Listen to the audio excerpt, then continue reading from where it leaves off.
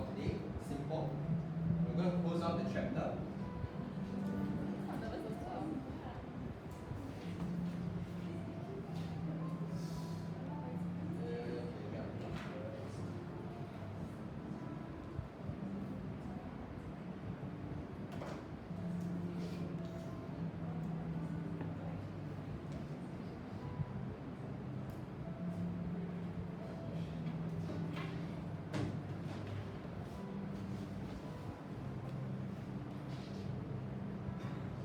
Okay, first update I need you all to be aware of.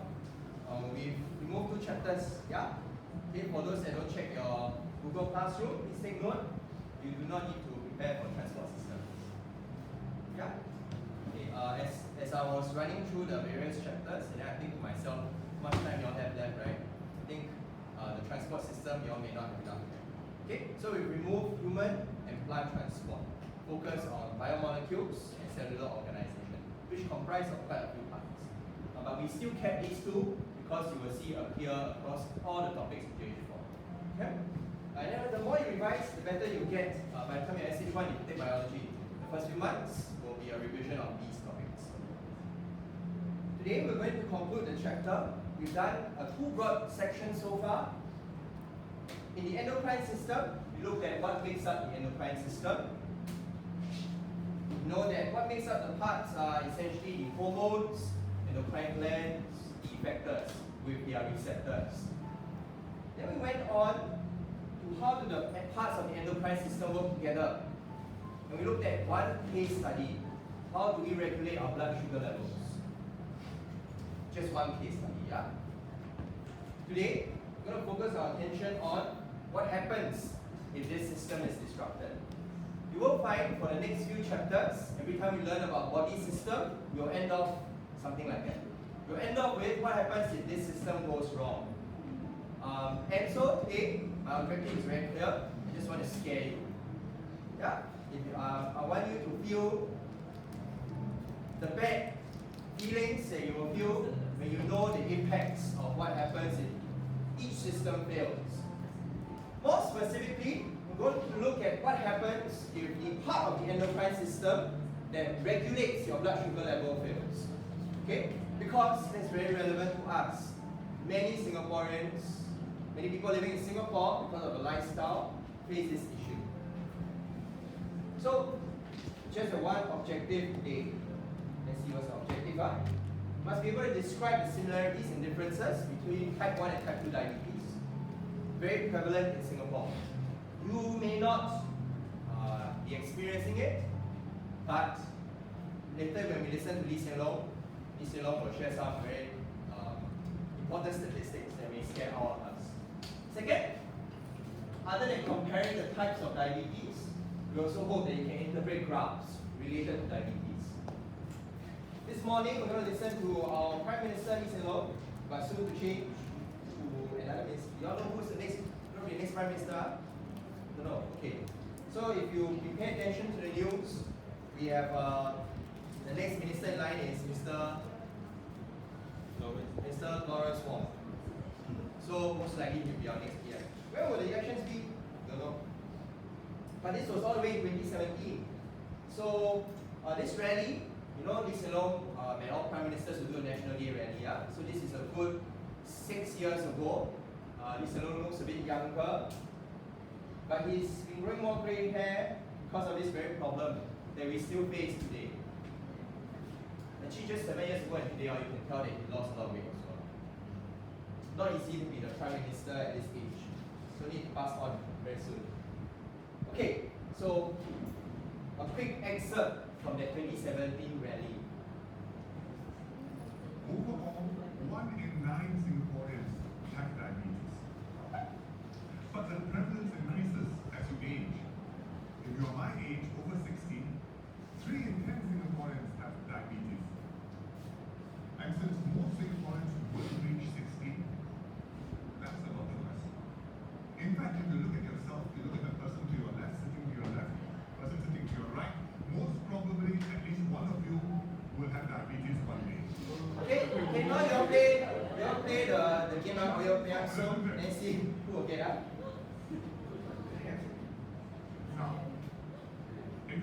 down by race.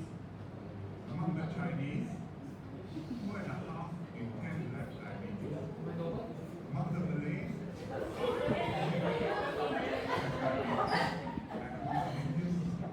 6 in 10 have diabetes. This people age 60 and above.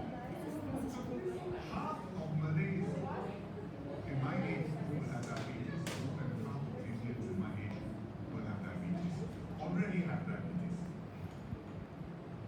So this is a very serious problem. And especially for the Malays and Indians, it's actually a health crisis.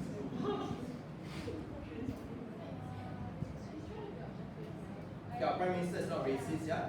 It's just the statistics show a correlation. Yeah? It could be because of different cultures, we have different cuisines, different lifestyles, the kinds of food we enjoy, the kind of food we eat, all influence also our risk. I think what this is trying to do is to put the risk and statistics just in your face. Right? And I think it is also pertinent that we are also aware of this because you have a good chance. You look to your left and to your right, one of you all may get diabetes. But can we change that course? We can. You are still young. Is it possible? Can. But you have to start today. I'm already going to be 30 years old this year, so I'm starting to go into the range where, Michelle, why you give that face? Am I too young or too old? I'm starting to reach the age where the sugars that I take in not going to be that useful anymore. Before the age, I don't know, stats say that I'm still growing in some way. But now, as the age goes on, the sugars I take in are more to sustain and keep me alive. For you all, it's very different, you're still growing up. Yeah? So you have to start young. Make a guess. How many Singaporeans live with diabetes at this point in time?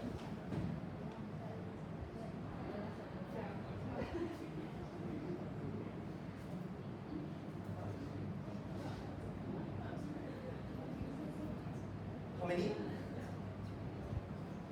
Okay, for those of you that have chosen an option, are you surprised by the result? I mean, normally if I put up such stats, right, it's meant to shock you. So it is the most extreme one. 500,000 and increasing. I recently contacted NKF because NKF deals with the repercussions of this, whatever is happening. If you're taking too much sugars, one of the impact of it, diabetes, which is our focus for today. But the next stage, usually people with diabetes prolong it long enough. You know where that leads to?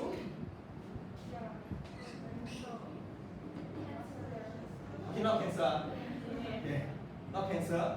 It has to do with your kidneys.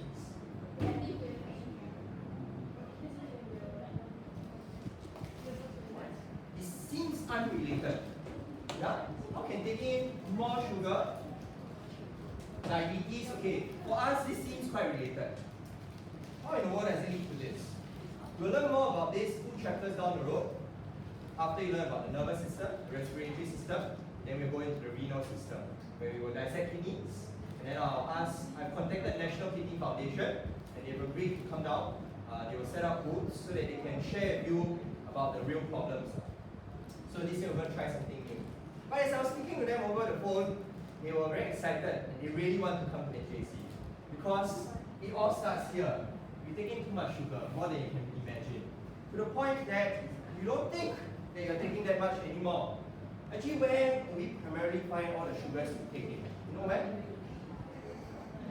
Not really in the food you eat. I mean, you go to the canteen, right? You eat from the Thai fan stall, you eat from the Malay stall, right? You imagine how much sugar goes in there. So actually, where do primarily all the sugars come from? Huh? Yeah?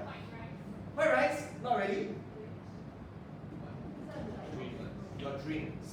Yeah? Unbeknownst to you, actually your drinks contain more sugar than you actually require. Have you all been to the supermarket recently? You notice new labels on the supermarket drinks? Yeah, ABCDE, yeah. It's as though In school, we are not graded enough, right? Now we have to extend it to our drinks.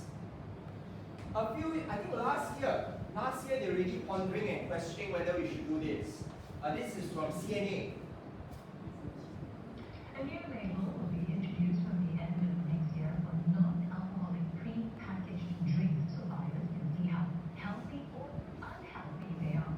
Now, drinks with the highest sugar and saturated fat will have to carry the label and will face an advertising ban. The labeling will ultimately be extended to freshly prepared drinks like bubble tea, sold at large chains. It's all part of Singapore's war on diabetes. Pre-packaged drinks make up the largest single contributor of sugar in Singaporeans' diet. The Health Promotion Board has come up with a nutrient summary label to help consumers make a more informed decision when buying. The new regulations will be published at the end of 2030, coming into effect a year later. If manufacturers start today, they will have almost 2 years to reformulate their products in line with these regulations and avoid being in groups, grades C or D, where they have to compulsorily put up the label. The HPB will continue to support It's industry 2023. efforts Go to any supermarket, you'll start to see it. Ingredient Development Scheme. Called Nutri-Grade, the label has 4 bands, A, B, C, and D, with A being the lowest sugar and saturated fat threshold, and D being the highest. Drinks graded D will be banned from advertising across all platforms. About 7 in 10 of pre-packaged drinks sold here will be affected by mandatory labeling. A 2-step process determines the final grade of the drink. Step 1 looks at sugar levels, while Step 2 takes into account saturated fats. I am quite surprised that saturated fat is also part of this grading criteria, simply because the only beverage that I could think of that fit into this criteria would be milk. And milk, being a nutrient-dense food, shouldn't be included in the grading of sugar-sweetened beverages, simply because milk is considered a complete nutrition, especially for babies and young children. The new grade will eventually be extended to freshly prepared drinks and large chains, which could include Gongcha and other popular bubble tea brands. I personally do see there are some challenges for the supplies. Many are already Are supplies. they wrong? Sorry, it's not the most popular. In the small markets, the way formulate certain ingredients, our investment will be done properly. So they are probably take a while for them, for us to convince them, for them to put in extra effort to formulate certain ingredients for us. So it might take a little bit longer. So, what you see in the supermarket, first stage. Next stage, going to extend to your drink shops, bubble tea shop, Starbucks.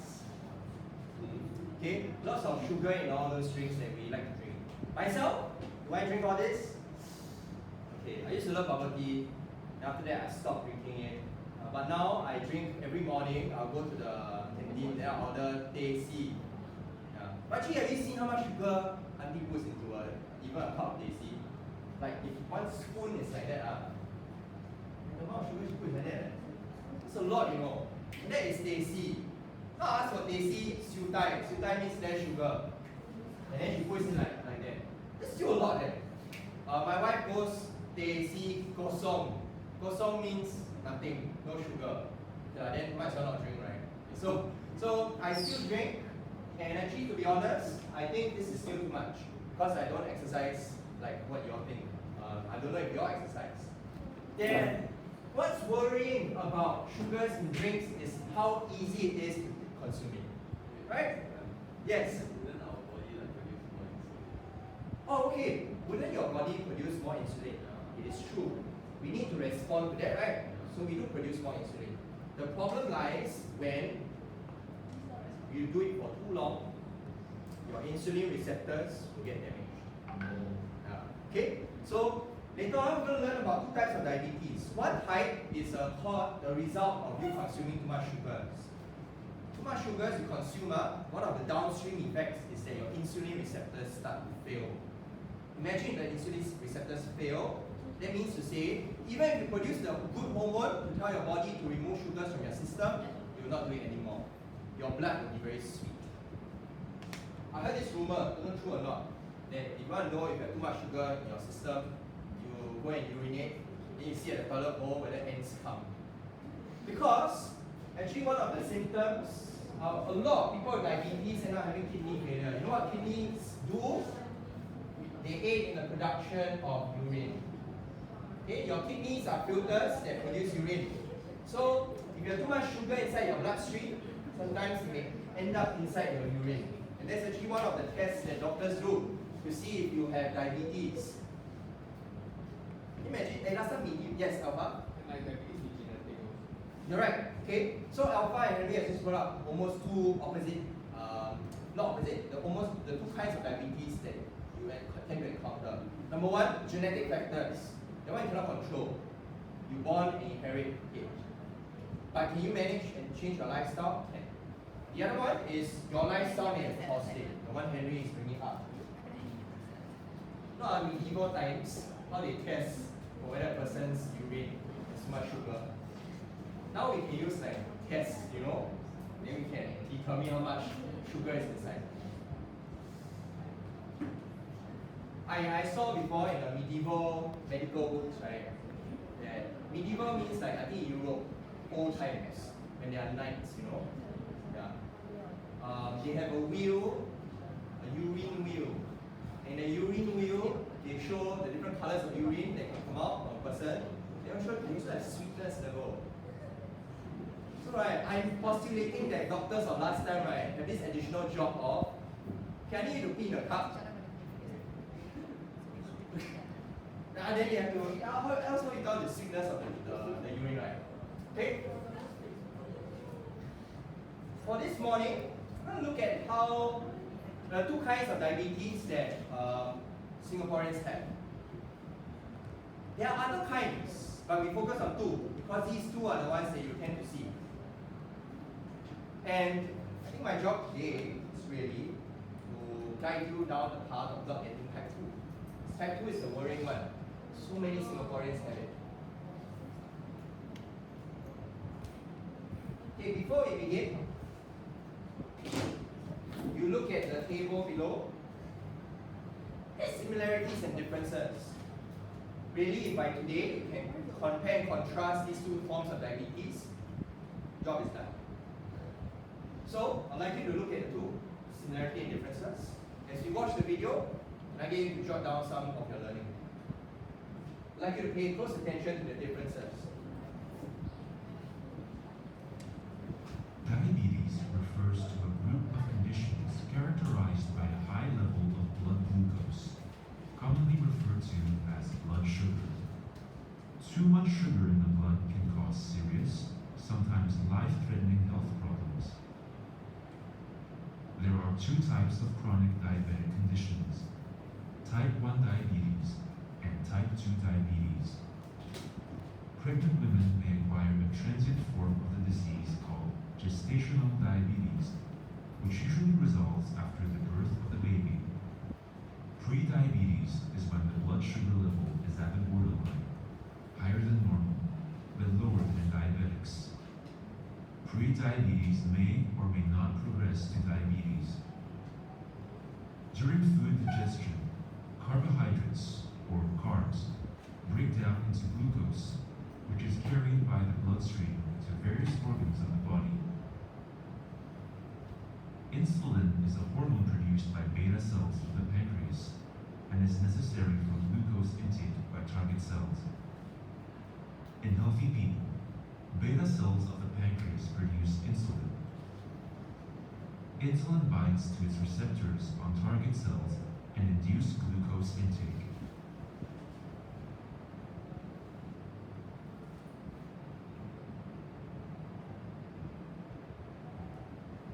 In type 1, Okay, I'd like you to pay attention here.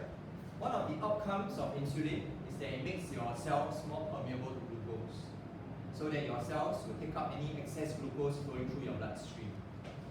I'd like you to pay attention and look at the screen, because now we go down to the mechanism of it. Actually, how in the world does your cell make itself more permeable? With membrane transport proteins. Okay, so JH3 topic. Yeah, transport across cell membrane. Okay, membrane transport protein. Why might we need a membrane transport protein for something like glucose? If you think back up, what is the property of glucose?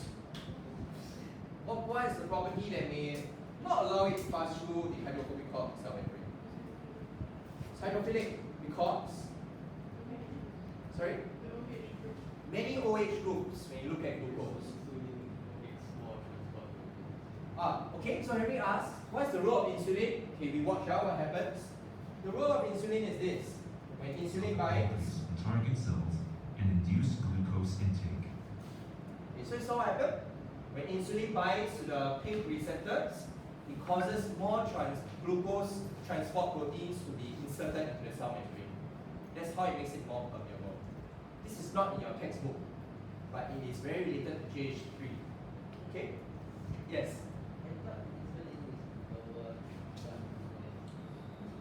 Insulin is produced when there is lower blood glucose. Oh yeah, his job is to lower. Okay. Okay. So then, how young?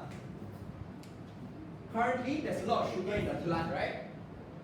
So insulin's job is to lower the amount of sugar in the blood, right? Okay. So what insulin does is that it will bind to neighboring cells. And what the cells will do is it will take in the extra glucose from the blood into itself for storage. Yeah, store in glycogen. So when we say we want to reduce the amount of sugar in your body, actually we mean in your blood. We want to reduce the amount of sugar in your blood. To do so, the cells take in the sugars and convert to glycogen for storage. Okay?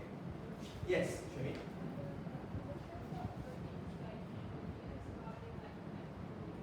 Oh, okay. Shami asks, these transport protein, right, are they going to be produced on the spot and then inserted? Or are they already present, is it? And activated? Okay. More towards the first one. Our body has a lot of vesicles with these transport proteins already embedded there. When the signal is given, it will quickly get all the vesicles to fuse to the cell membrane and then it will be inserted in. Okay? So it's already pre-produced on standby when needed. Thanks for asking all this. You are helping yourself because this is really a JH3 knowledge.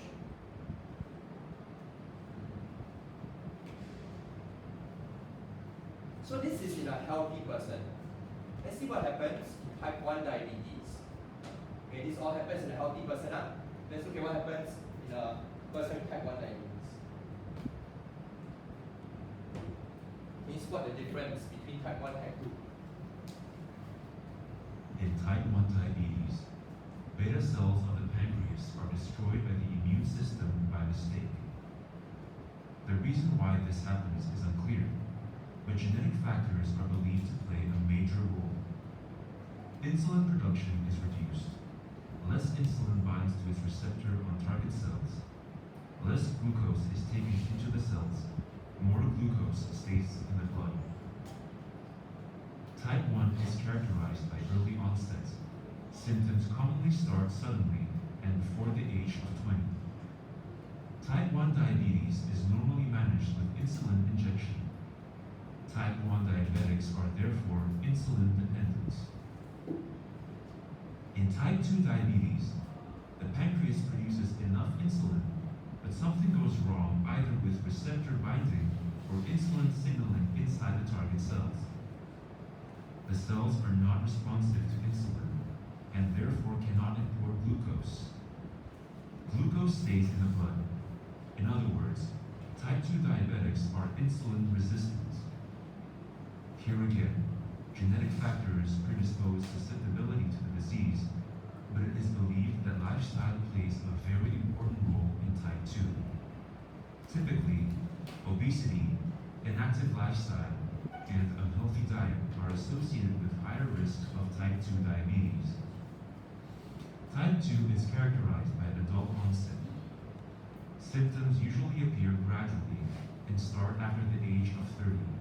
Type 2 diabetes accounts for about 80 to 90% of all diabetics. Management focuses on weight loss and includes a low-carb diet. May I get you now? You may rewatch the video also. I'd like you to distill out the similarities and differences, okay, for today's lesson. Alright, then as a class, we will extract out everyone's info and we'll put it on whiteboard. And we have a more complete picture.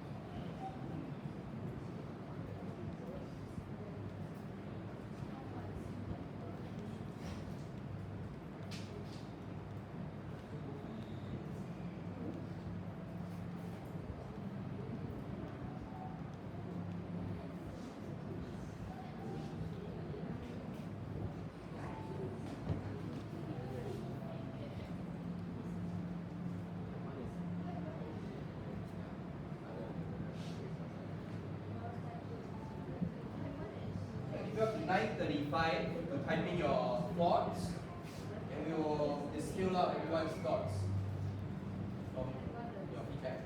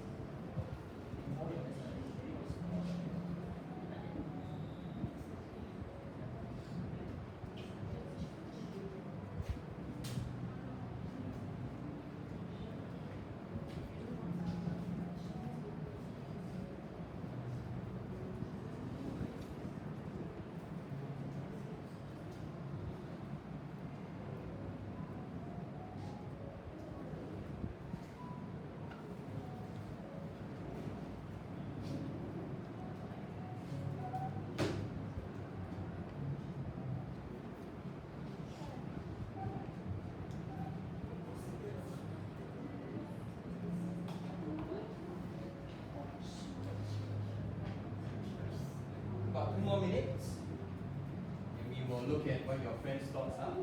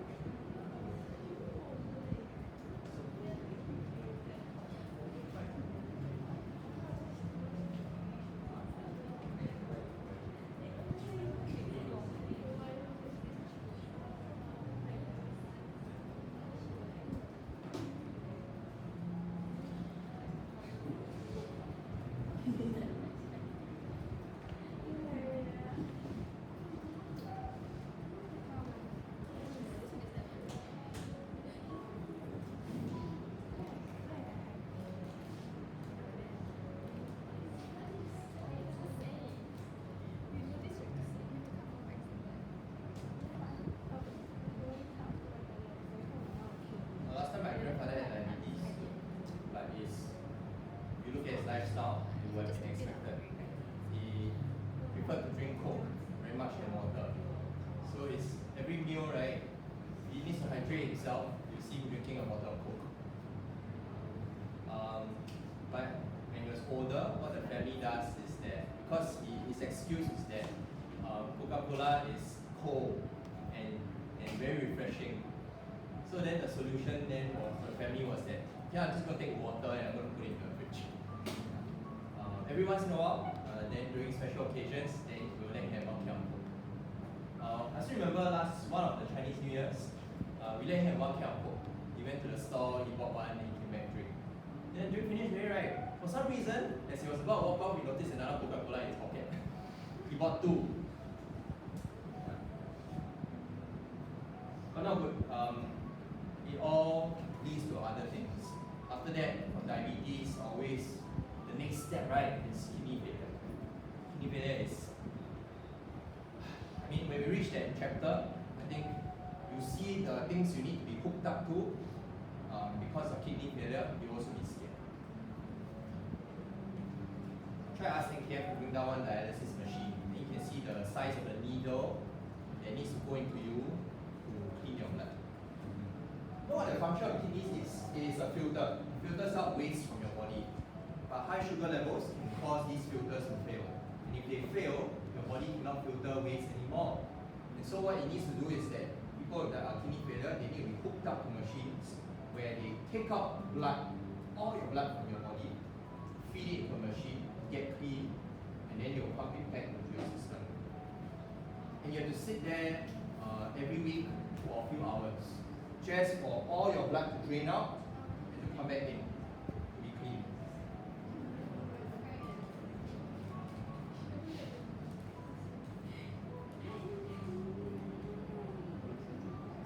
Is it working?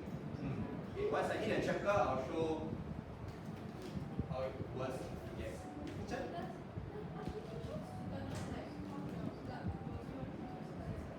Okay, interesting. I don't have enough knowledge on that. But artificial sweeteners, right, are not sugar-based. Yeah. What artificial sweeteners do is that they make use of the sweet tasting receptors on your tongue to simulate sweetness. So it's not actually sugar-based. I do not think it really affects this, but I heard that there are side effects also. Let's look at the similarities between both kinds of diabetes. And based on your friends' responses, you can tell also our understanding behind each type. Okay, let's look at Kyra's response. She says both are due to an element of the endocrine system failing. Okay, this is true, but I think it's not a strong similarity because if someone asks you compare and contrast, right, this could be a contrast option also, right? Yeah, so this may be better used for differentiating. She says that both result in the body being unable to lower blood glucose levels. That is true. Okay, so that's one of the similarities, that the blood sugar levels in these individuals tend to be high.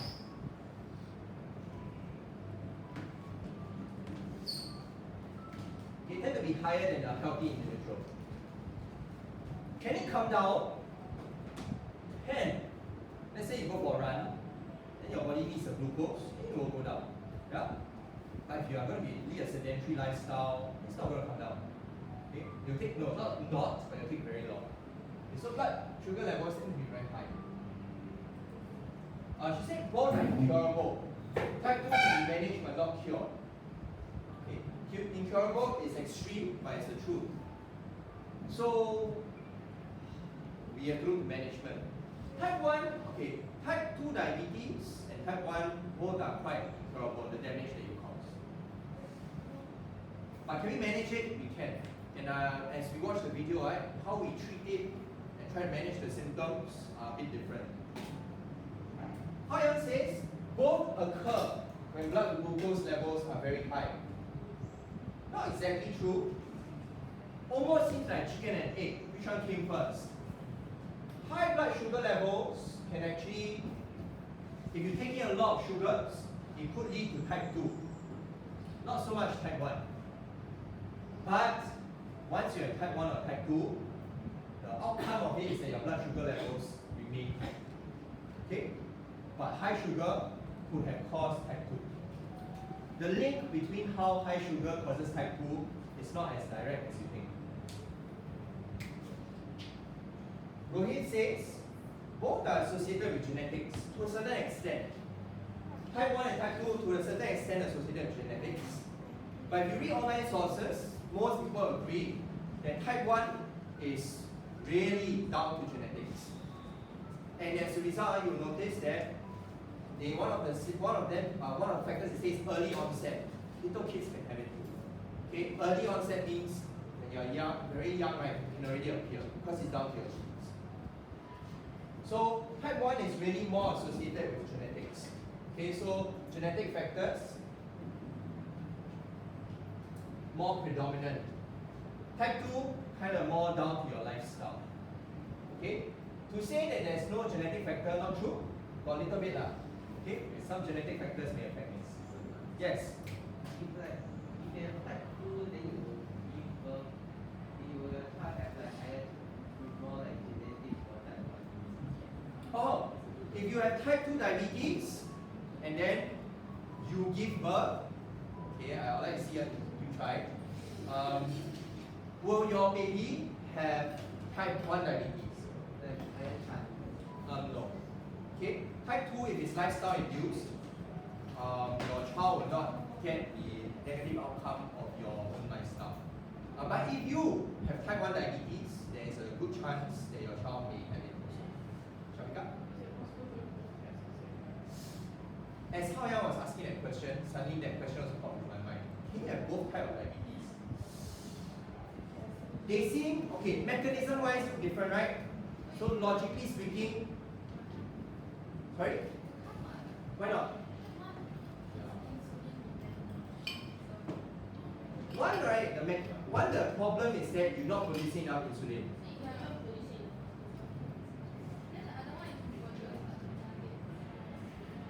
Right. So perhaps the question therefore should be, is it possible that you do not produce enough insulin and your receptors are damaged at the same time? Is it possible? I think it may be possible. Imagine you have type 1 diabetes, then you still go and take a lot of sugars. It could. I don't know, but I'm not very sure. That's a good question. There was a question here just now. Yeah. Type 2 occurs when like too much insulin is binded to receptors or Oh no. So the video just now I showed up. Type 2 diabetes is when the insulin receptors, number one, either cannot recognize insulin anymore, or even after binding, it does not produce a signal to induce an effect. Well, Why? Okay, it's very indirect, the reason why, yeah. We'll come to that in a while. How come taking more sugars may result in your insulin receptors failing? It is not direct, that link. Okay, Vinya says both involve insulin dysfunction. Oh, okay. Can you elaborate, Vinya? The hormone, is it? Okay. Okay. The type 1 diabetes is when your own pancreas fails to produce insulin. Type 2 diabetes, your pancreas can still produce insulin, but the receptors that detect it don't detect it. Oh, okay. It is related. I think when I read this sentence, I kind of got the impression that in both cases, it is the insulin that got problem. The second case, right, I think a better way to phrase it would be that it's the receptors that got the problem. The insulin actually is still quite well, is still reaching the target cells, but the receptors are not working anymore. Okay. Jeanette says both caused by increase in blood glucose levels. Not exactly. Type 2. Okay? Type 2. Type 2 is the one where high glucose levels could cause. Type 1, not so much the case. Type 1 is down to your genetics. Yichen says both marked by high blood glucose. So we compare Jeanette and Yichen's statement, they are very similar. But the difference here is, one is, Yichen's one is, it is characterized by high blood glucose. That means it's a symptom. Jeanette's one is, this one is caused by. Okay, so you need to make a distinction here. High glucose could cause type 2, but not type 1. But Yichen is right. In both cases, if you do get type 1 or type 2, one of the characteristics is that if we draw your blood sample, sugar levels tend to be higher. Okay, so make that distinction.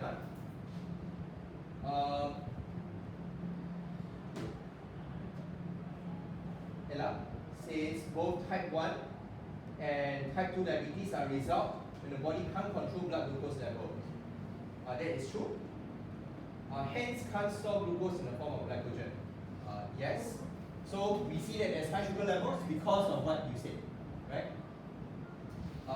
Both happen when blood glucose levels is extremely higher than normal.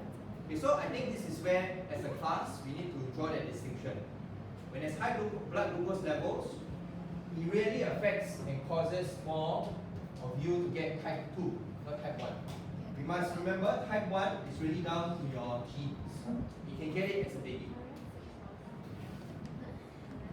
Okay, Zixuan, yeah?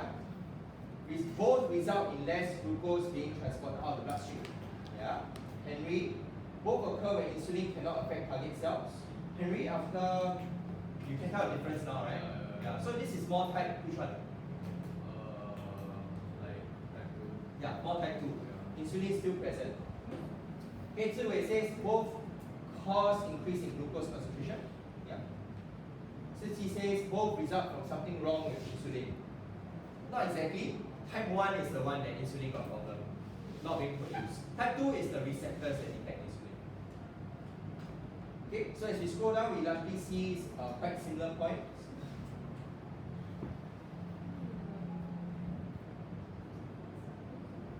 Okay, I just try to see if there's anything different. Okay, so if there's one thing I can gather from our thoughts is that I think there's a slight confusion between high glucose levels.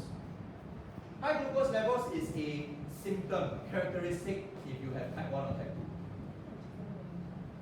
But the one that causes type 2 is if your lifestyle involves a lot of intake of sugar. Okay? So I think lifestyle, that's where you can make the difference. This is high intake of sugar. This one, sugar already in your blood. Yes.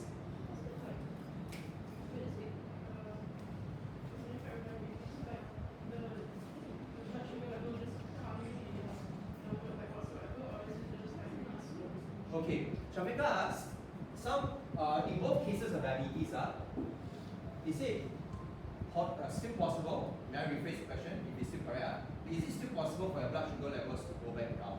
Or will it remain perpetually high? Okay, my response to you is that it will remain high. No, it will slowly dip, but very gradually.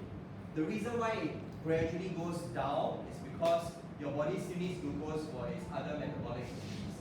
You need to breathe, right? You need to stand up, you need to sit down, you need to do a lot of things, you need to hold your pen, you need to talk. That all still requires glucose and some energy. Okay, so it will go down. But if your lifestyle is high sugar intake, it will remain quite high.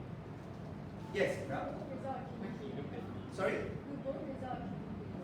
Oh, do both result in kidney failure? Oh, this is a good question.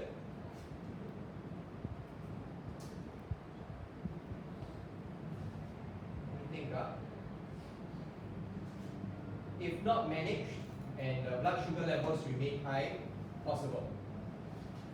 But if you manage it, even with diabetes, it's possible to stay away from kidney failure. Okay? High sugar damages the filters in your kidney. Yes. And like doctors make it so that make it so that the patient have like the perfect diet so that you don't even need to give them the blood sugar to stay in the range. Oh, okay. Are you saying people with diabetes is, or are you talking about healthy people? Okay. So how young are you asking? People with diabetes could it be one of the solutions is that we have nutritionists that craft a very regulated diet for you to keep you within the normal range of sugar levels. That one is like cannot lower, but then why is like don't even need to. Yeah. Okay. So Haya is right. Actually, it's spot on. People with type 1, type 2 diabetes, actually one of the solution is that we can really regulate our diet very well. If we regulate such that you don't intake high sugars, you eat foods that release sugars much slower into your bloodstream, then it will help to mediate this kind of the bad effects of both diabetes. Okay, let's look at the differences. I hope that you managed to distill out the key difference. Okay, the key difference I think you should take away. Okay, so Kyra says type 1 generally due to genetics, type 2 generally due to lifestyle. Okay, that's what we've been gathering so far. In type 1, it is the amount of insulin that's produced that makes the difference. Type 2, it is the amount of insulin produced by pancreas. Okay, but in type 2, insulin production is still normal. Type 1, caused by lack of insulin, but type 2 is caused by unresponsiveness of the target cell receptors. That's a nice way to phrase it. Type 1 treatment requires insulin shots, but type 2 requires low carb diet and exercise. Okay, so you can see treatment different. Okay, so if you want to, what you can do in your own table is the cause is different, the treatment may be different. Another thing that you may want to consider is when does it occur? Yeah, early onset, adult. How Young talks about the difference here. Type 1 is a result of less insulin being produced because the beta cells are being destroyed by our own immune system. Whereas type 2 is the receptors that are unresponsive. So if we scroll down now and look at your friend's responses, we largely hit that mark. That is the key difference that you need to be very aware of. And if Lee Hsien-Loong is worried about diabetes, actually he's more worried about which type. Yeah, he's worried more about type 2. Type 1 you cannot solve. Really, you cannot really solve that. But to share, work out the when. Type 1 is sudden and early on. Type 2 gradually one. So while you're young and you feel healthy, the reality is that you could be gradually getting worse, but you don't know it. Okay, like what Wen-Xin also brought up, Wen-Xin's point about when she brought up in terms of the age group. Yeah, you tend to find it younger individuals with type 1, whereas type 2 is tend to be older. Yes? What for like you after a while the receptors will get healed? Healed. I do not think the receptors get healed, but your body cells will die, right? And we will produce new cells, right? So I think that is where the healing will come in. I think it's hard to recover because if the extent of damage is too high, right? And then after that, you lead to kidney failure, right? You cannot solve already, even if you are replenishing new cells. Which one?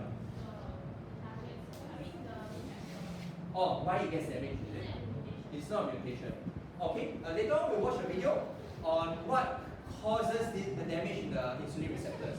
This is out of your syllabus, but I was also very curious. But I don't understand. How come you take more sugar, the receptors will get damaged? Okay? Okay, let's have a look, see if anyone got a very different point. Okay, I think all of you are quite spot on. You managed to identify the key difference.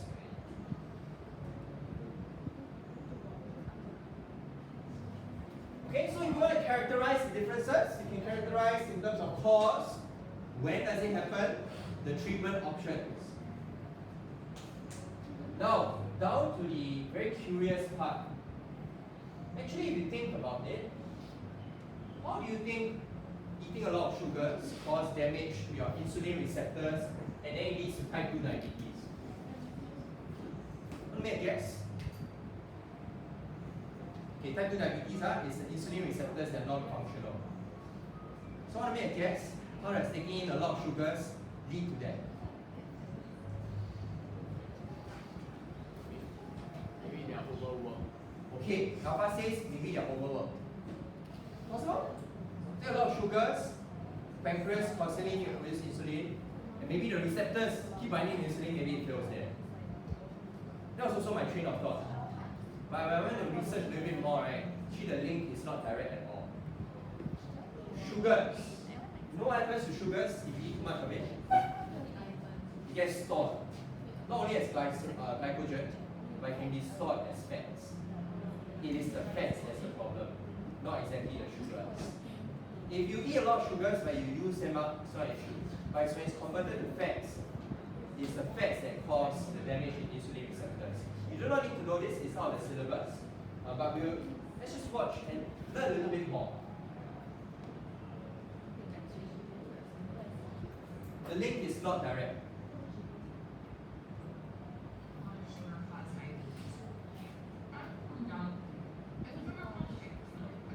I always thought that eating a lot of sugar caused diabetes.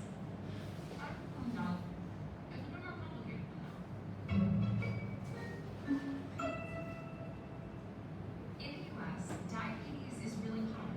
1 in 10 people have it, and tens of thousands of people die from it every year.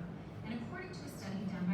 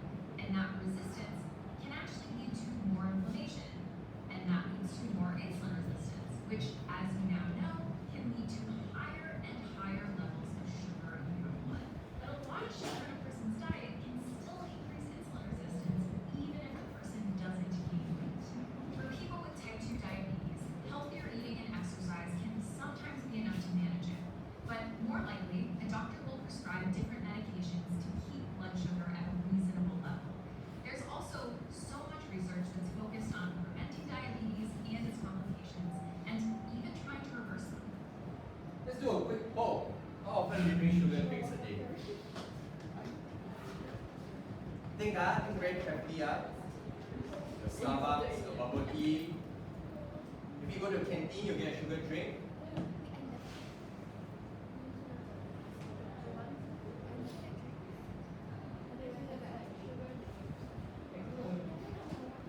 Once a day.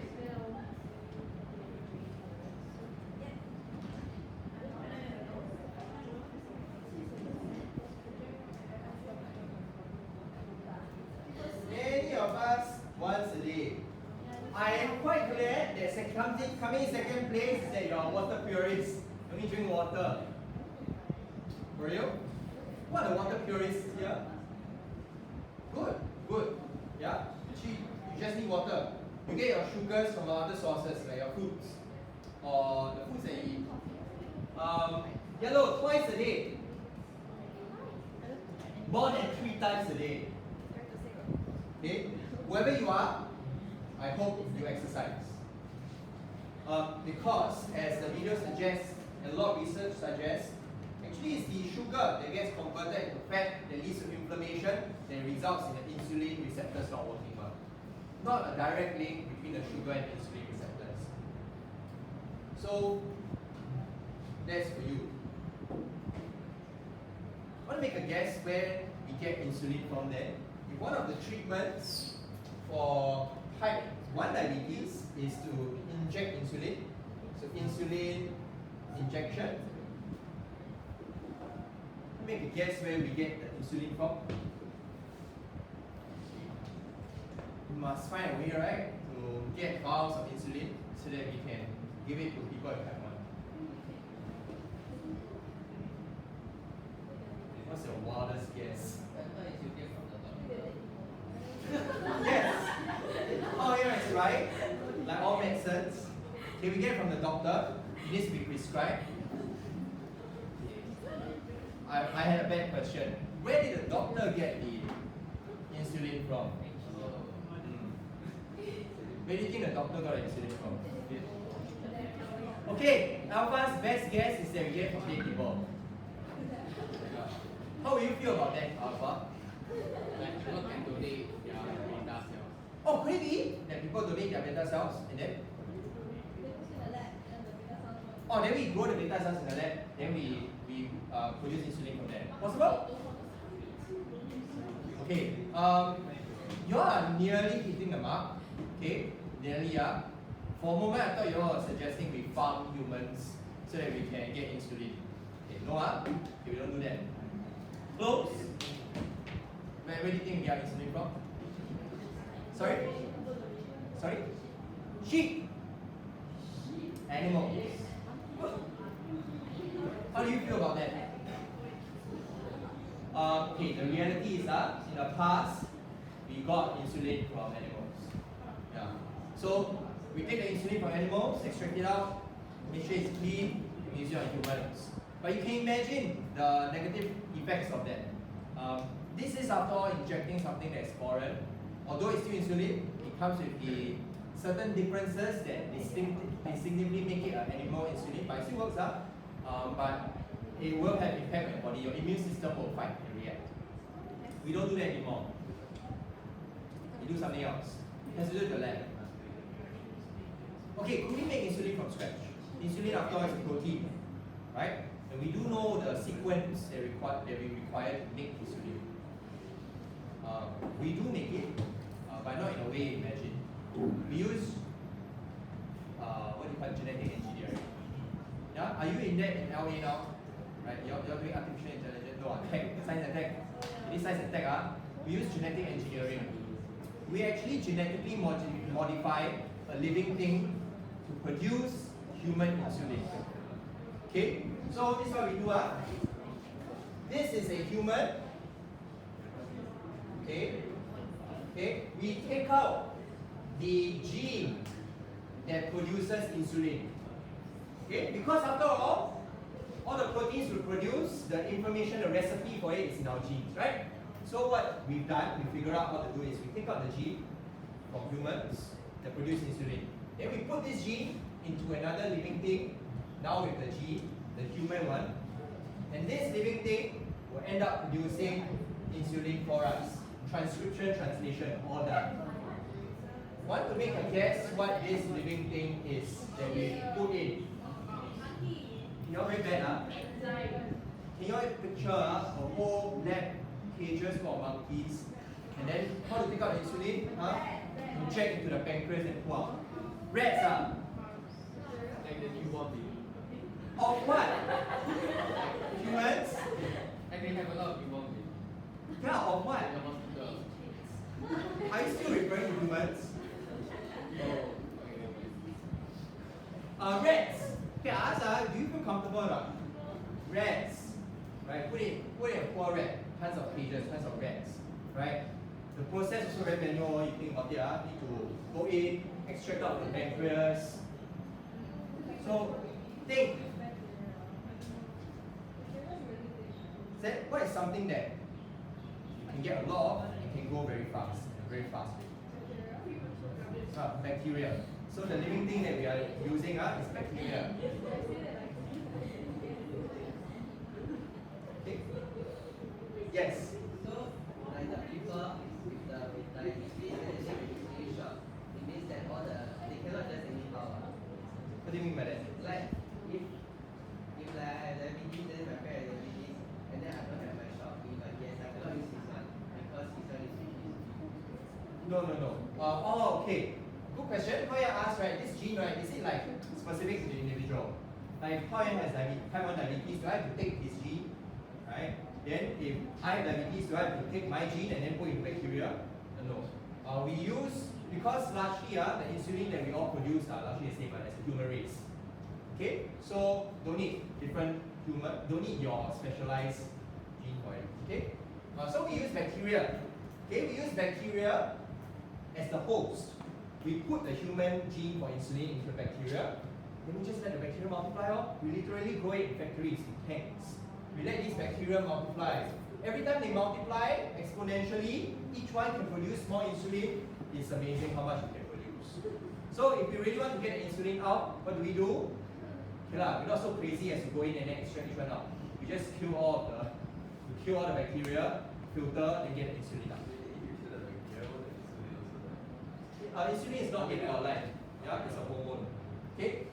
You just get new bacteria. Yeah, and then just get new DNA and then put it in. Okay, so this is the method that we've adopted so far. Yes? What kind of bacteria? I cannot remember the exact bacteria. I don't know why the first one that popped into mind is E. coli, but I could be wrong. Okay, yes?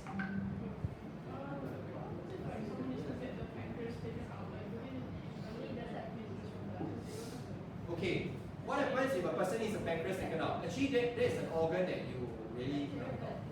Yeah. Usually people with pancreatic cancer, you can imagine the impacts are very big.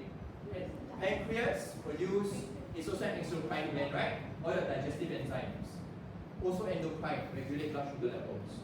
So actually people with pancreatic cancer, outcome usually is not so good.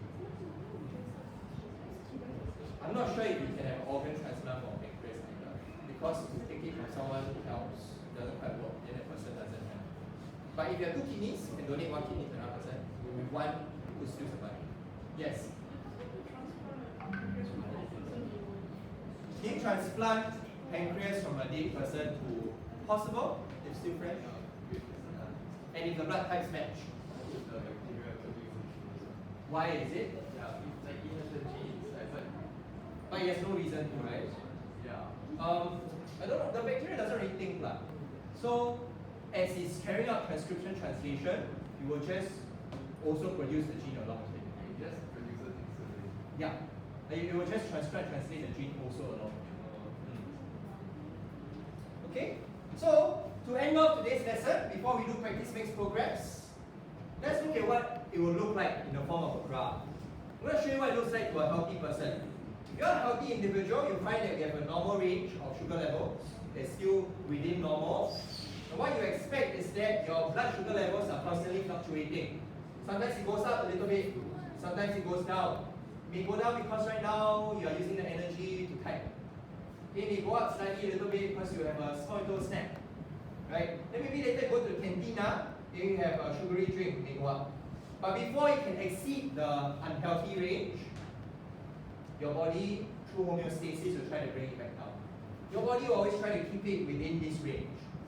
It may go slightly up or slightly down because you starve yourself or you eat something very sugary, but we keep it within this normal range. Okay, so now the question is, someone with type 1 or someone with diabetes, what would it look like? Okay, let's start off with, let's assume the person starts off with the normal range. Okay, where do you think, okay, we come to this point, maybe at this point is when he takes in sugar. What do you think will happen from this point onwards? Okay, just go up. Okay, okay, so Kara says it go up and then once here? Sorry? Still goes up. Okay, how young, what do you think? Okay, not related. I'll come back to it in a while. Okay, so Kara says it goes up. It could go up some more. Yeah? Possible? Okay. Where? Like that? Okay. Sorry, straight up. More so like this. Okay? You won't expect the sugar levels after you eat, right, to just shoot out of range and keep going upwards and upwards. That is a miracle, you know.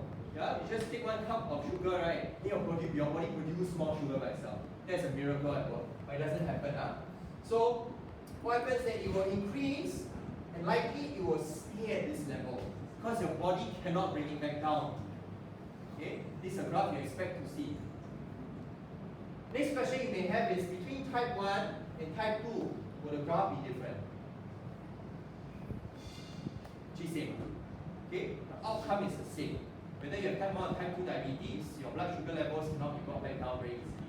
So you see the same effect. Let's go to Shamika's point earlier on. Will it stay like that then? Is there no way it can come back down? It can.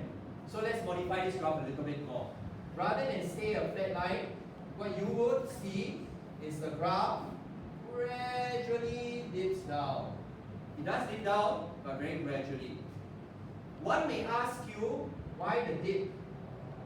Well, because your body needs glucose for other metabolic activities in your body. Yeah? Other metabolic activities. Yes? I thought that one is like less production, not more production of insulin. In the practice progress, there's graph like at the bottom. Ah, okay. Oh, you've done it already. Okay, the graph I have here is of blood sugar levels, not insulin levels. Yeah. Okay, so you be very careful the difference in the graph. But like in the practice progress, isn't it supposed to be like just above and then doesn't change? Not like it's just zero. How I draw it? Like the blood insulin when they take the thing will spike and go down. I thought it was like straight. Okay. I agree with you, but this is a graph of blood sugar levels. I'm looking at the amount of sugar in your blood, not the amount of insulin. Okay? Okay, so this is what a graph would look like. In the remaining time, let's do a little bit of practice for this last section of the learning. Good practice makes progress. Or maybe some of you already went there. 4 questions. These questions are all related to graphs. I want you to be able to interpret graphs in relation to type 1, type 2 diabetes. Will you give it a go? I think there are 2 MCQs. And then 2 questions that require you to draw. If you attempt it now, once you try the MCQs especially and you see the answer, you can discuss with your friend why you may have gotten it right or not right.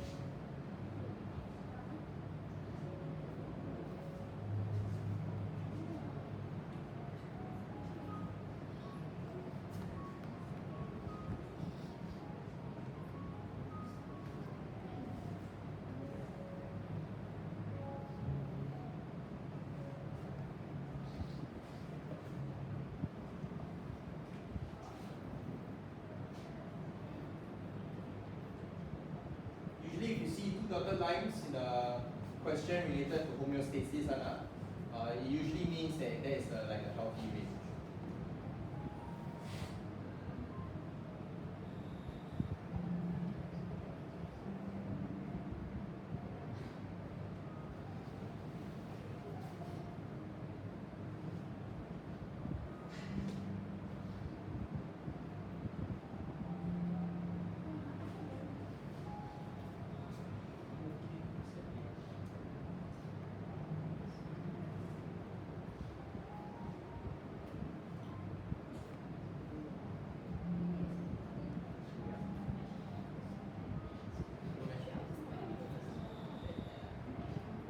Depends on what you're using. The GSW is mentioned excessive. It's data that can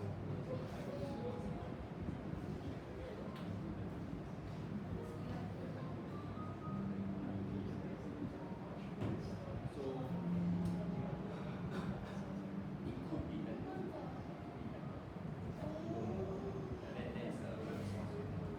That's actually both will have the same effect.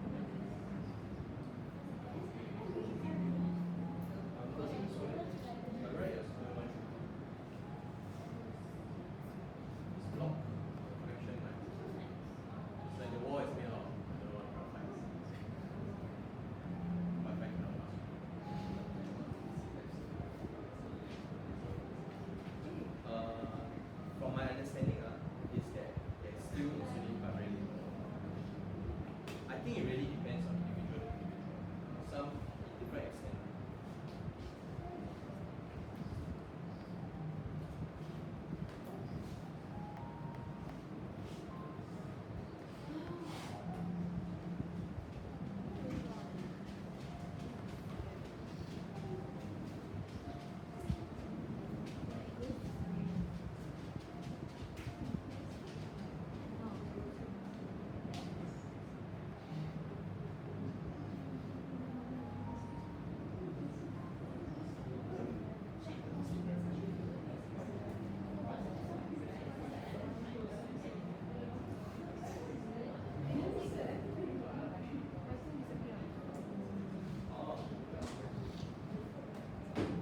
Which process is healthy one? Yeah, usually we use in comparison with from this graph, for example, is the one line. Yeah. Actually, when I do this question, right, C is not even required. What you see?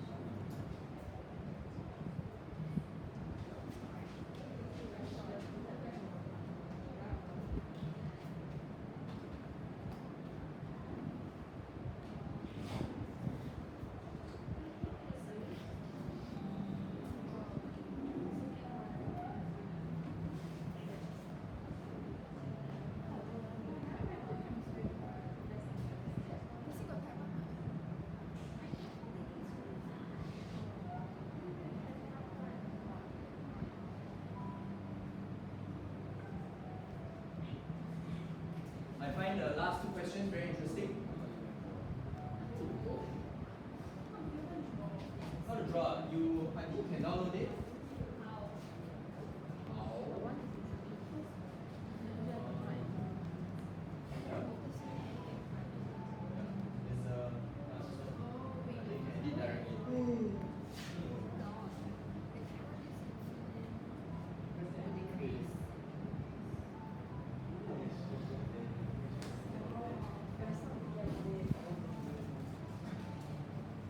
You ask how to do this question. This question, if you not on my screen but on yours, there's a little button on the bottom right corner that shows a pencil. You click on that, it should allow you to draw.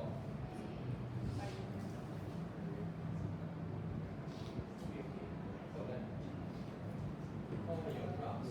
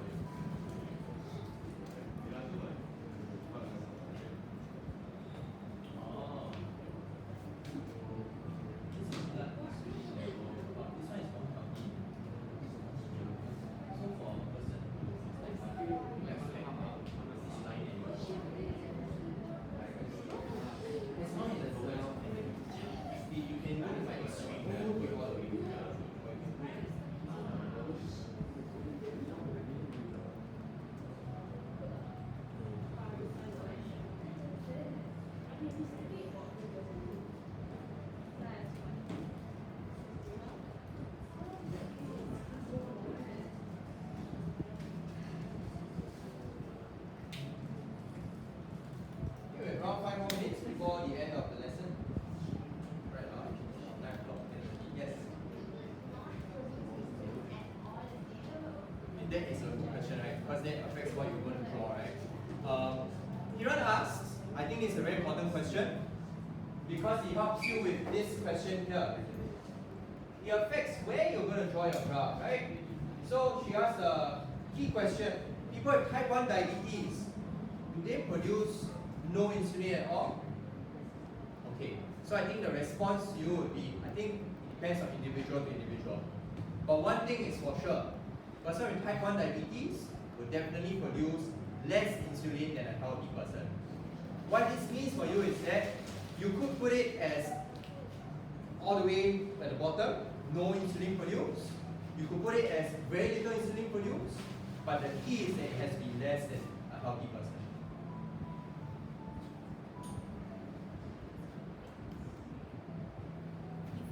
I took the extreme, I drew mine all the way at the bottom. That implies that this person does not produce insulin at all. Yes? Okay. So is it always a straight line? I think there are some other ways you could answer this. Okay, the answer key put something like that. But if you have done this instead, I think it's fine too. Okay? I put a flat line over here, implying that no insulin is produced. But I'm not sure, later we have a look, did anyone do this? Did anyone do this instead? Rather than this flat line at 0, meaning no insulin, did any of you do this? You went lower, you still produce a little bit like that. Yeah, if you did something like that with this slight slope, that's also okay. Because if some of your beta cells are still functioning, then this will be the effect of it. Yeah. So you could do this, or you could be all the way at the bottom, or you could have another one slightly above. If you have a small little hump, it's also fine. But notice, the main thing is that it's less than the normal.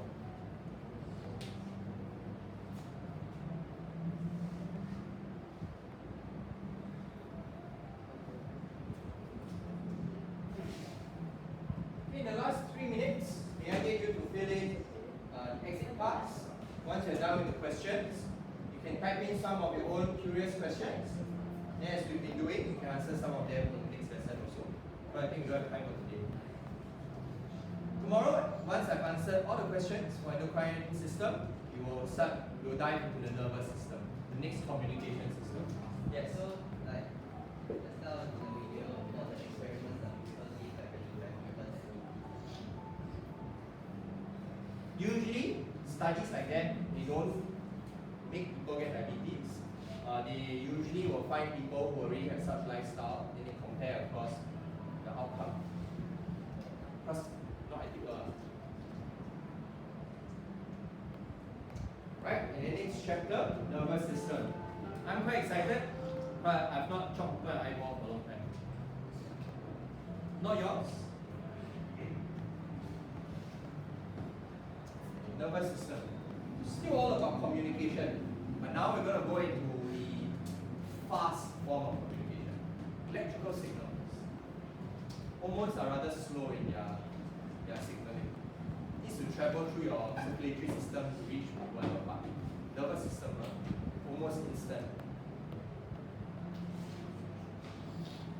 Okay, tomorrow we'll look through your questions, and then we'll begin nervous system. Oh, do plants produce insulin? Which I have no idea. But one would have to wonder therefore, how do plants regulate their internal environment? They cannot even move, right? I don't know that. I don't know if plants have homeostatic control systems. That's a good question. Okay, we'll look at your questions tomorrow. And that's all for today.